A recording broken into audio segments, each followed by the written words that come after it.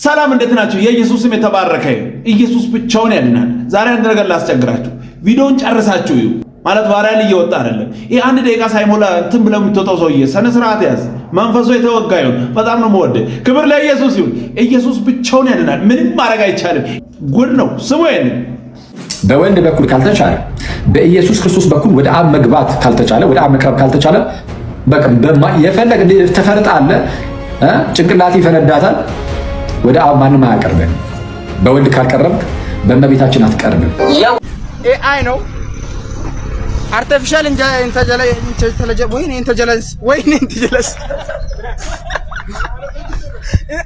ኢንተለጀንስ አገኘሁት። ኢንተለጀንስ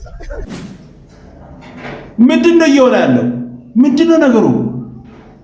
ኧረ ኢየሱስ እንቴናን ሰማን ብላችሁ እንበስትሉ ይሄው እግዚአብሔር በእናንተም በኩል መናገር ጀመረ። ወገን አጨብጭብ። ደስ ይላል። ኧረ ደስ ይላል። ክብር ለኢየሱስ ይሁን። ስሙ ብቻ። በወልድ በኩል ካልተቻለ በኢየሱስ ክርስቶስ በኩል ወደ አብ መግባት ካልተቻለ ወደ አብ መቅረብ ካልተቻለ በቃ የፈለግ ተፈርጣለ ጭንቅላት ይፈነዳታል። ወደ አብ ማንም አያቀርብም። በወልድ ካልቀረብክ በእመቤታችን አትቀርብም። የወልድ የባህሪ አምላክነት አልተዋጠላችሁም። ወልድ ራሱ መዳረሻ ነው እንጂ በወልድ በኩል ወደ አብ አንሄድም። ወደ ወልድ ወደ ራሱ ነው የምንሄደው። ወደ አብ ወደ ወልድ ወደ መንፈስ ቅዱስ ዘላለማዊ ወደሚሆን ወደ ቅድስት ሥላሴ ነው የምንሄደው። ያዘው አንዴ። በወልድ በኩል ወደ አብ መድረስ የሚባል ነገር የለም አሉ። በወልድ በኩል ወደ አብ መቅረብ የሚባል ነገር አይታወቅም ወይ? ጉባኤ ቤት ላይ በእኔ በቀር ወደ አብ የሚደርስ የለም ያለው ኢየሱስ አይደለም ወይ? እስቲ እናንብብ በጌታ ስም። እንዲህ ይላል ኢየሱስ ሲናገር ዮሐንስ ወንጌል ምዕራፍ 14 ቁጥር 6 ላይ ኢየሱስም አለው እኔ መንገድና እውነት ሕይወትም ነኝ። እኔ መንገድና እውነት ሕይወትም ነኝ። በእኔ በቀር ወደ አብ የሚመጣ የለም። በማን በቀር? በእኔ በቀር አለ ጌታ ኢየሱስ። በኢየሱስ በኩል ካልሆነ በስተቀር ወደ አብ መድረስ አይቻልም። ወደ ኢየሱስ የሚደርስ ሰው ወደ አብ ይደርሳል። ስለዚህ በማን ከተባለ በኢየሱስ። ለምን? እግዚአብሔር ልጁ ኢየሱስን ላከው። ልጁ ኢየሱስ በስጋ ተገልጦ መጣ። ስለዚህ ከአብ ያለውን ወስዶ ለኛ ይነግረናል። አብን ይገልጥልናል።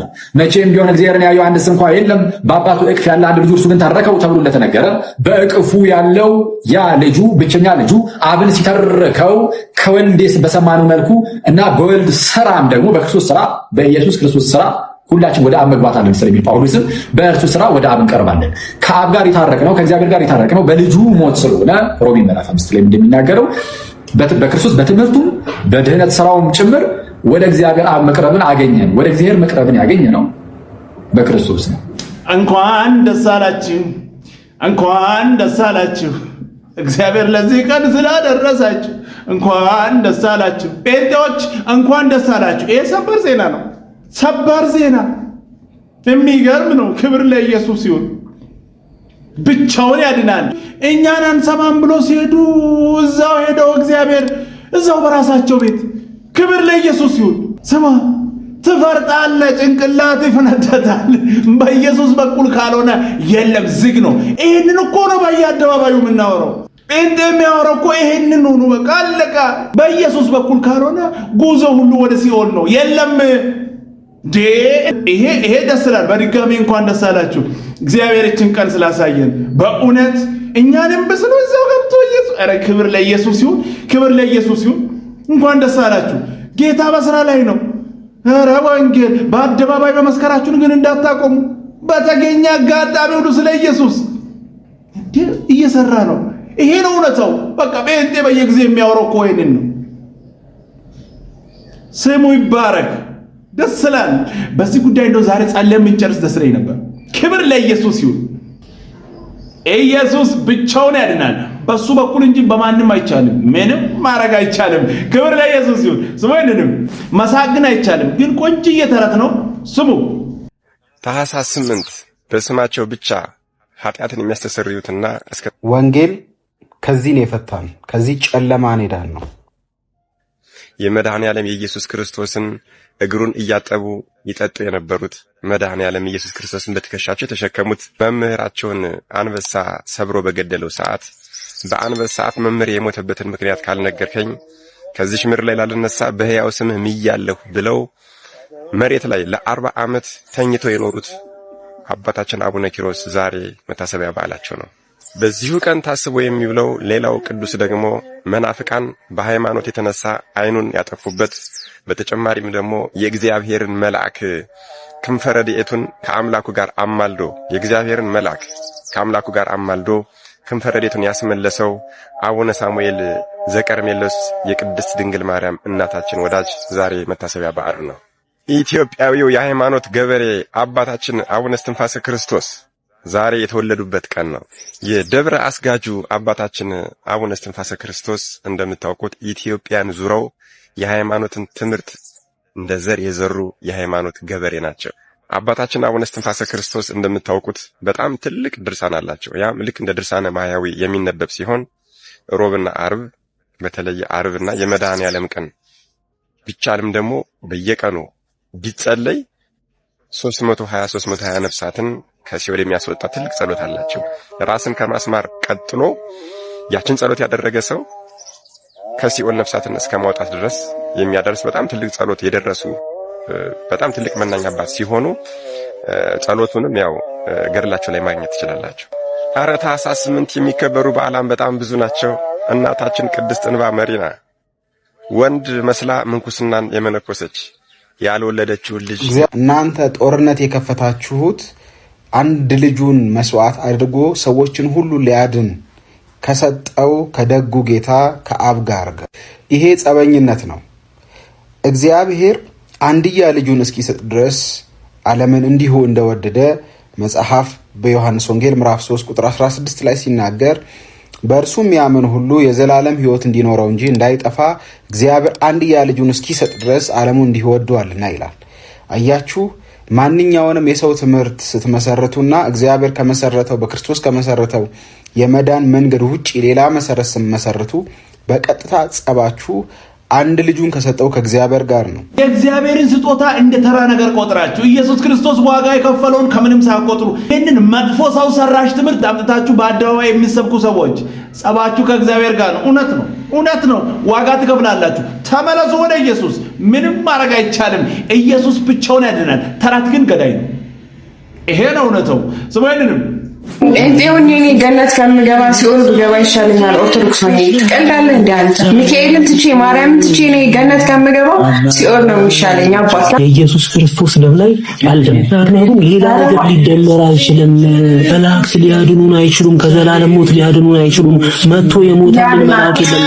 የተሰቀለልን መልአክ የለም። የተሰቀለችልን ማርያም አይደለችም። የተሰቀለልን ክርስቶስ ኢየሱስ ብቻ ነው። አሁን ቅድም የሰማነውን አይነት ተረት እየሰማ ያደገ ሰው እንደዚህ አይነት ድፍረት በአደባባይ ይናገራል። ይሄ እኮ ኢየሱስ እውነትና መንገድ እኔ ነኝ ያለውን አልቀበልም፣ እኔ በራሴ መንገድ መግባት እፈልጋለሁ እኮ ዛሬ በአደባባይ በመልአክ በኩል በቅዱሳን ስሙ። ይሄንን በደንብ አድርጋችሁ በመጨረሻ ግን እንዲህ ነው የሚሆነው። ከወንድሞቼ መካከል እንዳንተ አይነት ነብይ አስነሳላችኋለሁ፣ ቃሌም ባፉ አድርጋለሁ። ያንን ነብይ የማሰማ ነፍስ እኔ እበቀልለታለሁ ብሎ ያለው ቅዱስ እግዚአብሔር አብ ይበቀልሃል። ከኃይሉ ክብር ርቀህ በዘላለም ጥፋት ወደምትቀጣበት ድቅድቅ ጨለማ ውስጥ አውጥታችሁ ጣሉት ሲልህ ቅዱስ ሚካኤል በዛን ቀን ያድን ከሆነ ታያለህ። ብራዘር ራሱ ነው ትእዛዝ የሚሰጠው። ሚካኤልን አውጥተህ ጣለው ይለዋል። ስምህ በሕይወት መጽሐፍ ላይ ይታያል፣ ከሌለ የለም። ስምህ በሕይወት መጽሐፍ ላይ የሚጻፈው እንትን ሽልጦ ዳቦ ለአቡነ ተክለ ሃይማኖት ጋግረህ አይደለም የሚጻፍልህ። በማርያም ስም ጠላና አንተ ሲልጆ አድርጋ አይደለም የሚጻፍልህ። በበጉ በኢየሱስ ክርስቶስ ታምናለህ። በበጉ ደም ራስን ካነጻ ፒሪየድ በጌታ ኢየሱስ ክርስቶስ የሚያምን ሁሉ ንስሐና የኃጢአት ይቅርታውን ያገኛል። ስሙ በሕይወት መጽሐፍ ላይ ይጻፋል። ቅዱስ አባት እግዚአብሔር አብም ከሰማያት ልጁን ሲልካው መድኃኒት ቤዛ አድርጎ በእርሱ በኩል በሆነ በጌታችን በኢየሱስ ክርስቶስ ጥበብና ጽድቅ ቅድስና በሆነልን በእርሱ አለን። እሱን ካመንክ ሕይወት አለ። እሱን ካላመንክስ ሕይወት የለም። እሱን ከአርሴማ ጋር አምና አንተ አትገባም ነው ብዬ የምልህ። አትገባም።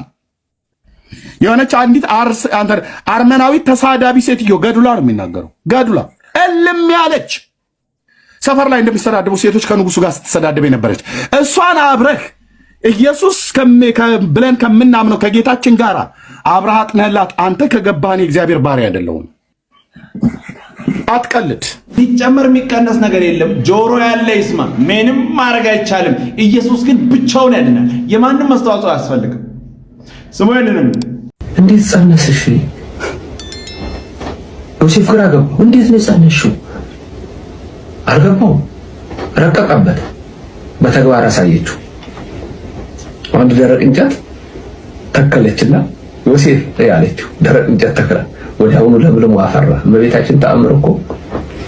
ከዛ ተረዳ። ጸንሳ ዮሴፍ ራሱ ግራ ገብቶት ያወቀው እኮ በኋላ ነው። ኢየሱስ ተወልዶ ሰብአ ሰገል የመጡ ሲሰግዱ እኮ እንዴት ጸነስሽ? ዮሴፍ ግራ ገባው። እንዴት ነው የጸነሽው? አልገባው። ረቀቀበት። በተግባር አሳየችው። አንድ ደረቅ እንጨት ተከለችና ዮሴፍ ያለችው ደረቅ እንጨት ተከለ። ወዲያውኑ ለምልሞ አፈራ። እመቤታችን ተአምር እኮ። ከዛ ተረዳ። መጽሐፍ ግን እንዲህ ብሎ ይናገራል። ማቴዎስ ወንጌል ምዕራፍ 1 ቁጥር 18 እናቱ ማርያም ለዮሴፍ በታጨች ጊዜ ሳይገናኙ ከመንፈስ ቅዱስ ጸንሳ ተገኘ። እጮኛ ዮሴፍ ጻድቅ ሆኖ ሊያጋልጣት አልወደደም፣ በስውር ልተዋት አሰበ። እርሱ ግን ይህንን ሲያስብ እነሆ የጌታ መልአክ በሕልሙ ታየ፣ እንዲሁም አለ፣ የዳዊት ልጅ ዮሴፍ ሆይ ከእርሷ የተጸነሰው ከመንፈስ ቅዱስ ነውና እጮኛዋን ማርያምን ለመውሰድ አትፍራ። ይህን የተናገረው ማን ነው? ቅዱሱ መጽሐፍ። የቅድሙስ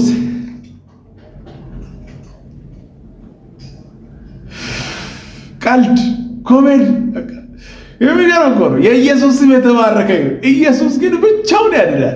ምንም ማድረግ አይቻልም። ተረት ግን ገዳይ ነው። በዚህ በ21ኛው ክፍለ ዘመን መጽሐፍ ቅዱስ በእጁ እያለ ይሄንን አምኖ አሜን ብሎ የሚቀመጥ ሰው አለ። ያሳዝናል። ኢየሱስ ግን ብቻውን ያድናል። ምንም ማድረግ አይቻልም። ለምንም ነገር ብታወራ ሰው ምንም አይልም። ባይዘው አሁን ስለ ራስ ብታወራ እኔ አንበሳ ገዳይ ይገርማል የዘረርኩት ነገር ብዛት ብትል ሰው ቴቴ ያለ ጀግና ነው ይላል። ስለ ኢትዮጵያ ጀግኖች ብታወራ ያደንቃል። መጽሐፍ ቅዱስ ላይ ስላሉ ጀግኖች ብታወራ አብርሃም፣ ይስሐቅ ምናምን ብትል ሰው ሁሉ ያደንቃል። ኢየሱስ በልስት ዝም ጌታ ነው ማትብ ምንም አትበል። ዝም ብለህ ጮክ ብለህ ኢየሱስ ብትል ምን ፈልገህ ነው? ተነግሯላ ለብዙዎች መውደቅ ወይንም መነሳት። ካመነ ይቆማል፣ ካላመነስ ይወድቃል። ዝም ማለት አይቻልም። ኢየሱስ ከተባለ ሪያክት ያደርጋል ሰው ታውቃለህ። ወይ ይገላል ወይ እሺ እቀበላለሁ ይላል። ሀፋፍ አትሆንም። እስቲ አሜን በሉ። መልእክት ይዞ የሮጠው ሰውዬ ንጉሱን ከዙፋኑ ላይ አስነሳው፣ አስጮኸው አለ። መልእክት ሳትይዙ እንዳትሮጡ። ካልተላኩ የሚል ቃል አለ። ላኪ አለ ማለት ነው። ላኪ ካለ መልእክት አለ ማለት ነው። ስለዚህ ስትሮጥ መልእክት ተሸክመ ነው የምትሮጠው። ስታስተጋባ የላከህን ነው የምታስተጋባው፣ ያንተ የለም። ሰው ሲያደምጥህም ተልኳል ብሎ ነው የሚሰማ። አሜን በሏ። ሁሌ ግን ሁልጊዜ ኢየሱስ ክርስቶስ ጌታ ነው ብዬ በመመስከር ብቻ ነው ወይ? አዎ ግዴታ የየትኛውም ደቀ መዝሙር ኃላፊነት ነው። ሌላው ግን በጸሎት መዋጋት፣ በፕሬየር መንፈሳዊ ዓለሙ ላይ መዋጋት፣ ሰዎች እንዳያምኑ አይምሯቸውን የሚያሳውረውን በጸሎት ማንሳት። የሚሰብኩ ሰዎች አለው ለነሱ መጸለይ፣ እነሱ መሸከም በጸሎት አብራቸዋቸው መሆን። የትኛውም ወንጌላዊ ትራቭል ሊያደርግ የማይችለውን ነገር የተንበረከከ ሰው ትራቭል ያደርገዋል። የሚጸልይ ሰው አንታርክቲካ ትጸልያለህ እኮ እዚህ ተንበረከከ ታገኘዋለህ። አንታርክቲካ ውስጥ ያለውን አጋንንቱን ታገኘዋለህ። በዚህ ነፃ ማውጣት ይቻላል። ወንጌል መስበክ ይቻላል እየጸለየ። ክብር ሁሉ ለኢየሱስ ይሁን። እጅግ ደስ የሚል ቆንጆ መልእክት። ለዛሬ የነበሩ መልእክቶች እነዚህ ነበሩ። ቀጣይ በሌላ እንገናኛለን። ሰብስክራይብ፣ ሼር፣ ላይክ ማድረጋችሁን እንዳትረሱ። ወዳችኋለሁ። ተባረኩ።